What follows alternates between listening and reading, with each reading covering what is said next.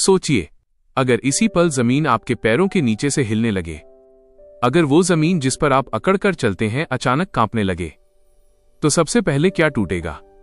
इमारतें या आपका घमंड? ये कोई आम लम्हा नहीं था, ये कोई मामूली चेतावनी नहीं थी, यह सूर का पहला झटका था। एक ऐसा झटका जिसने इंसान को उसकी औकात याद दिला दी कि ए इंसान, तू जिस जमीन पर सीना तान कर चलता है, जिसे तू हमेशा के लिए मजबूत समझ बैठा है, अगर अल्लाह का हुक्म आ जाए तो वही जमीन तेरे पैरों तले कांप उठेगी। ये सिर्फ तबाही का मंजर नहीं था, ये किसी शहर के उजड़ने की कहानी नहीं थी, ये एक दौर के खत्म होने का ऐलान था। पुरानी दुनिया अपने आखिरी सांस ले रही थी और एक नई अदालत लगने वाली थी। ऐसी अदालत जहां कोई वकील नहीं होगा, कोई सिफारिश नहीं चलेगी और कोई रिश्वत काम नहीं आएगी। लेकिन ये तो बस शुरुआत थी। असल खौफ, असल दहशत तो अभी आने वाली थी, जब सब कुछ टूट चुका होगा, जब पहाड़ मिट्टी बन चुके होंगे, जब जमीन एक खुला मैदान बन जाएगी। फिर क्या होगा? फिर इंसानियत की तकसीम होगी। उस दिन ना हसब काम आएगा, ना नसब, ना कबीला, ना दौलत, ना ताकत, ना नाम। उस दिन सिर्फ 3 गिरोह होंगे। आदम अलैहिस्सलाम से लेकर आखिरी इंसान तक पूरी इंसानी तारीख सिर्फ 3 हिस्सों में बांट दी जाएगी। और हैरानी की बात यह है, आप और मैं भी उन्हीं 3 में से किसी एक में खड़े होंगे। कौन से हैं वो गिरोह और उनका अंजाम क्या होगा? ये सवाल अब हर सुनने वाले के दिल में चुभने लगा था। घमंड में डूबा हुआ समाज। अब जरा उस समाज के बारे में सोचिए जो अपनी ताकत के नशे में चूर था। मक्का की वही गलियां जहां सरदाराने कुरैश सीना तानकर चला करते थे। वो जबल नूर की तरफ देखते, मक्का के मजबूत पहाड़ों की तरफ इशारा करके कहते, देखो इन पहाड़ों को, क्या ये कभी अपनी जगह से हिल सकते हैं? अगर पहाड़ नहीं हिल सकते तो हमारा निजाम कैसे टूटेगा? उनके लिए ये दुनिया हमेशा रहने वाली थी। सरदारी, दौलत, शानो शौकत सब कुछ अमर लगता था। मौत के बाद की जिंदगी उनके लिए मजाक बन चुकी थी। जब नबी करीम उन्हें बताते, एक दिन ऐसा आएगा जब तुम्हारे जिस्म मिट्टी बन जाएंगे, हड्डियां बिखर जाएंगी और फिर तुम्हें दोबारा जिंदा किया जाएगा हिसाब के लिए, तो वो हंसते, तंज भरे लहजे में कहते, क्या? जब हम मिट्टी हो जाएंगे, जब हड्डियां गल जाएंगी, तब हमें फिर से उठाया जाएगा? ये तो पुराने जमाने की कहानियां हैं। उनका दिमाग इस हकीकत को मानने से इनकार करता था कि इस कायनात की भी एक एक्सपायरी डेट है। वो गफलत की नींद में थे, खामोशी को चीरती हुई सूर। और फिर उस मुकम्मल खामोशी में, उस गहरी गफलत के अंधेरे में आसमान से एक ऐसी सूर नाजिल हुई जिसने उनके सारे नजरिए चकनाचूर कर दिए। सूर अल-वाक़िया। नाम ही अपने आप में डर पैदा कर देता है। अल-वाक़िया यानी वो वाक़िया जो होकर रहेगा। ये कोई सवाल नहीं था, ये कोई भविष्यवाणी नहीं थी, ये एक फैसला था। अल्लाह ने ये नहीं कहा अगर क़यामत आएगी, बल्कि साफ बता दिया, ये एक अटल सच्चाई है, इसका होना तय हो चुका है। जैसे ही इसकी शुरुआती आयतें तिलावत हुईं, मक्का का माहौल बदल गया। ये अल्फाज नहीं थे, ये हथौड़े थे जो सीधे दिलों पर गिर रहे थे। पहला झटका, अचानक। क्या तुमने महसूस किया? जमीन कांप रही है। अबू हुक्म, ये रुक क्यों नहीं रहा? ये जलजला नहीं है, ये तूफान नहीं है, ये आंधी नहीं है। सुन लो, ये वही है जिसका वादा किया गया था। पहाड़ों की तरफ देखो, अल्लाह की कसम ये कैसे मुमकिन है? पत्थर धूल बनते जा रहे हैं, रास्ते गायब हो चुके हैं, अब हम सिर्फ उड़ती हुई मिट्टी हैं। सोना, दीनार, ताकत, आज कुछ भी किसी को नहीं बचा सकता। और तभी दिल के किसी कोने से आवाज आती है, काश हमने उस वक्त मजाक ना उड़ाया होता, काश हमने मोहम्मद शाह को शायर ना कहा होता, काहिन ना कहा होता। और यहीं से कहानी मुड़ती है। अब इंसान समझ चुका है कि मामला सिर्फ जमीन हिलने का नहीं था, ये तो इंसान की झूठी सुरक्षा का टूटना था।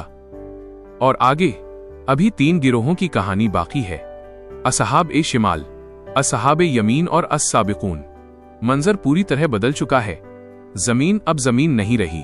वो मजबूत धरती जिस पर इंसान ने महल खड़े किए थे, आज ऐसे हिल रही है जैसे किसी ने कालीन को पकड़कर जोर से झाड़ दिया हो।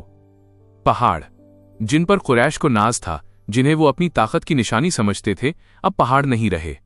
वो ठोस चट्टाने, वो हजारों साल पुराने पत्थर रेजा रेजा हो चुके हैं। हवा में सिर्फ धूल है, घबराहट है और चीखें हैं। और इसी अराजकता में एक नई प्रक्रिया शुरू होती है। कोई नाम पुकारा नहीं जा रहा, कोई लिस्ट नहीं पढ़ी जा रही। आमाल, हाँ आमाल। इंसान के अपने किए हुए कर्म उसे खींच रहे हैं, खींचकर उसके असली ठिकाने की तरफ ले जा रहे हैं। यहीं से इंसानियत की तकसीम शुरू होती है। पहला गिरोह असहाब ए शिमाल, बाएं हाथ वाले। अब नजर डालिए बाईं तरफ। ये कौन लोग हैं? इनके चेहरों पर सफेदी नहीं, स्याही है। इनकी आंखों में खौफ से ज्यादा हसरत और पछतावा है। ये वही लोग हैं जो दुनिया में बहुत खुश थे। जब ये जमीन पर थे तो मुतरफीन थे, यानी ऐश और आराम में डूबे हुए। हलाल हराम का कोई फर्क नहीं, गरीब की चीख सुनाई नहीं देती थी, और अल्लाह का हुक्म तो जैसे कभी आया ही नहीं। ये वो लोग थे जो ठहाके लगाकर कहते, अरे छोड़ो, यही जिंदगी सब कुछ है, खाओ पियो और मजे करो। कौन सा हिसाब किताब? गुनाह अगर हो भी जाता तो शर्म नहीं आती थी, बल्कि उस पर अड़े रहते थे, अकड़ते थे। हम तो यही करेंगे, जो करना है कर लो। लेकिन आज उनका हाल देखिए। जहन्नम का पहला झोंका सूर अल-वाक़िया बताती है, ये लोग सुमूम और हमीम में होंगे। सुमूम वो आग जैसी हवा जो जिस्म के रोम रोम में घुस जाती है, और हमीम खौलता हुआ पानी जो हलक से उतरते ही अंतड़ियों को पिघला देता है। ना कोई ठंडी छांव, ना कोई राहत, यहां तक कि साया भी साया नहीं है। यहमूम, काला, घुटन भरा धुआं, ऐसा मंजर जिसे देखकर कलेजा मुंह को आ जाए। इंसान चिल्लाता है, काश मैं मिट्टी होता, काश मैं पैदा ही न हुआ होता। लेकिन अब काश का वक्त खत्म हो चुका है। दूसरा गिरोह असहाब ए यमीन, दाएं हाथ वाले। अब नजर घुमाइए दाईं तरफ। ये कौन लोग हैं? इनके चेहरों पर खौफ है, लेकिन उसके साथ इत्मीनान भी। ये फरिश्ते नहीं हैं, ये आम इंसान हैं, आम मुसलमान, जिनसे गलतियां हुई, जो लड़े, जो गिरे, लेकिन गिरे तो उठ भी गए। इन्होंने अल्लाह का दामन कभी नहीं छोड़ा। जब गुनाह हुआ तो तौबा की, जब दिल भटका तो वापस लौट आए। जन्नत की पहली झलक। अल्लाह फरमाता है, ये लोग बिना कांटों वाली बेरियों के साए में होंगे। दुनिया में बेर का दरख्त घना तो होता है, लेकिन कांटे चुभते हैं। यहां कांटे हटा दिए गए हैं, तहबतह केलों के गुच्छे हैं, लंबी फैली हुई छांव है, और बहता हुआ पानी। सोचिए, एक तरफ काले धुएं और खौलते पानी में चीखते लोग, और दूसरी तरफ ठंडी छांव, बहते झरने और सुकून। फर्क क्या था? ना दौलत का, ना नसब का, फर्क था अकीदे और अमल का। एक गिरोह ने माना और झुक गया, दूसरे ने इनकार किया और अकड़ गया। असहाब यमीन से कहा जाएगा, तुमने दुनिया में सब्र किया, मशक्कतें झेली, हलाल कमाया जो मुश्किल था, हराम छोड़ा जो आसान था। आज ये आराम तुम्हारा हक है। तीसरा गिरोह अस-साबिकून, सबसे आगे निकल जाने वाले। लेकिन कहानी यहीं खत्म नहीं होती। सूर अल-वाक़िया एक तीसरे गिरोह का जिक्र करती है, ऐसा गिरोह जो असहाब ए यमीन से भी कहीं आगे है। ये आम जन्नती नहीं है, ये वीआईपी हैं। ये वो लोग हैं जो चलते हुए नहीं आए, ये दौड़ते हुए आए। अस-साबिकून, सबसे आगे बढ़ जाने वाले। अल्लाह फरमाता है, और जो आगे बढ़ने वाले हैं वो तो आगे ही बढ़ने वाले हैं, वही मुकर्रब हैं। मुकर्रब यानी अल्लाह के खास करीब किए गए। अल्लाह के करीबियों का मकाम। ये लोग सोने और जवाहरात से जड़े तख्तों पर बैठे होंगे, आमने सामने, कोई अकेलापन नहीं, एक शानदार मजलिस। इनकी खिदमत में ऐसे नौजवान फिरेंगे जो हमेशा जवान ही रहेंगे।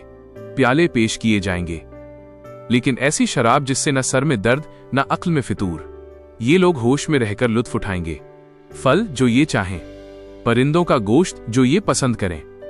और वहां ना कोई फिजूल बात, ना कोई गुनाह की आवाज, सिर्फ एक आवाज, सलामन सलामा, बस सलामती ही सलामती। ये वो लोग हैं जिन्होंने दुनिया के शोर में अपनी जुबान को पाक रखा, तो अल्लाह ने उन्हें जन्नत में भी पाक माहौल अता किया। यहां तक सूर अल-वाक़िया तीनों अंजाम दिखा देती है। लेकिन अब अंदाज बदलता है। अब सिर्फ बताया नहीं जा रहा, अब सवाल किया जा रहा है। कटघरा लग चुका है और इंसान कटघरे में खड़ा है। लहजा बदल चुका है।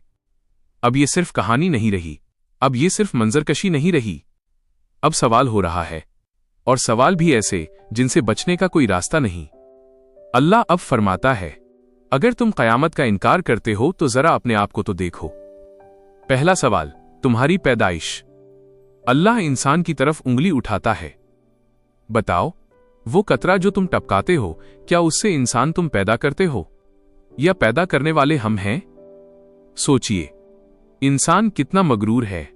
वो कहता है मैंने बच्चा पैदा किया, लेकिन हकीकत क्या है? तूने क्या किया? सिर्फ एक मामूली सा स्पर्म ट्रांसफर किया, बस।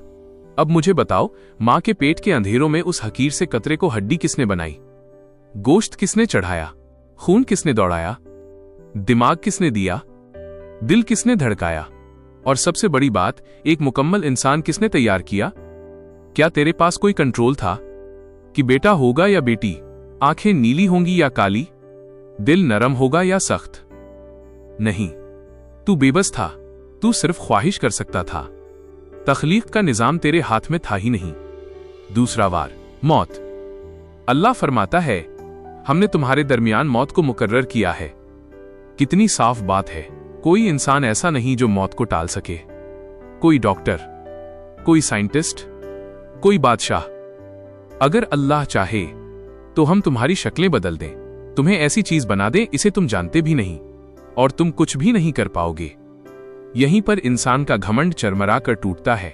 वो इंसान जो कहता था मैं दोबारा कैसे जिंदा होऊंगा, अब उसे समझ आ रहा है जिसने पहली बार बनाया उसके लिए दोबारा बनाना कौन सा मुश्किल है।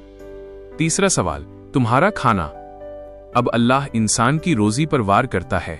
भला देखो तो जो कुछ तुम बोते हो, हम क्या करते हैं? किसान क्या करता है? जमीन खोदता है, बीज डाल देता है, बस यही इंसान का काम खत्म। अब जरा सोचो, इस सख्त अंधेरी मिट्टी के सीने को फाड़कर नाजुक सी कोपल कौन बाहर निकालता है? क्या तुम या उगाने वाले हम? साइंस कितनी भी तरक्की कर ले, आज तक एक भी ऐसा मसनूई बीज नहीं बना सकी जिसमें जिंदगी की सलाहियत हो। अगर अल्लाह चाहे तो इस खेती को चूर चूर कर दें। फिर तुम कहते फिरोगे, हाय हम तो लुट गए, हम पर तो तावान पड़ गया। जरा सोचिए, अगर कल सुबह दुनिया की सारी जमीन अपनी जरखेजी खो दे तो क्या होगा? आपकी टेक्नोलॉजी, आपकी दौलत, सब धरी की धरी रह जाएगी। इंसान भूख से मर जाएगा। चौथा सवाल, पानी। अब सवाल आता है जिंदगी की रीढ़ पानी। भला देखो तो ये पानी जो तुम पीते हो, प्यास लगी, गिलास भरा, पी लिया। कभी सोचा ये पानी आया कहां से? क्या बादलों को तुम बरसाते हो? समंदर का पानी खारा है, सूरज उसे भाप बनाता है, हवाएं उठाती हैं, फिजा में मीठा फिल्टर होता है, फिर बादल बनते हैं, फिर बारिश। ये पूरा फिल्ट्रेशन प्लांट किसने लगाया? अल्लाह यहां एक खौफनाक चेतावनी देता है, अगर हम चाहें तो इस पानी को कड़वा बना दें। सोचिए, अगर आसमान से मीठे पानी की जगह नमकीन पानी बरसने लगे या जमीन का सारा पानी कड़वा हो जाए, क्या आपकी कोई टेक्नोलॉजी पूरी दुनिया का पानी साफ कर सकती है? नहीं। तो फिर तुम शुक्र क्यों नहीं करते? पांचवा सवाल, आग और एनर्जी। अब बारी आती है एनर्जी की। भला देखो तो ये आग जो तुम सुलगाते हो, कभी लकड़ी थी, आज तेल है, गैस है, बिजली है। लेकिन सवाल वही, जिस दरख्त से ये ईंधन बना, क्या वो दरख्त तुमने पैदा किया था? अल्लाह फरमाता है, हमने आग को दो मकसद के लिए बनाया। एक, याद दहानी, ताकि दुनिया की आग देखकर जहन्नम की आग याद आए। दो, फायदा, ताकि मुसाफिर और जरूरतमंद उससे लाभ उठाएं। आखिरी हुक्म। अब जब सारे सवालों के जवाब खामोशी बन चुके हैं, अब कोई दलील नहीं बची, अब कोई बहाना नहीं, तो अल्लाह अपने नबी सल्लल्लाहु अलैहि वसल्लम और हम सब से फरमाता है, फसब्बिह बिस्मि रब्बिकल अजीम। अपने अजमत वाले रब के नाम की तस्बीह करो। मान लो कि वही अजीम है, मान लो कि कंट्रोल सिर्फ उसी का है। आखिरी एहसास, ये सूर सिर्फ कयामत का बयान नहीं है, यह है इंसान के घमंड की कब्र है। ये याद दहानी है कि जो आज अकड़ कर चल रहा है, कल 3 गिरोहों में से किसी एक में खड़ा होगा। और सवाल ये नहीं कि कौन सा गिरोह सही है, सवाल ये है हम किसमें होंगे।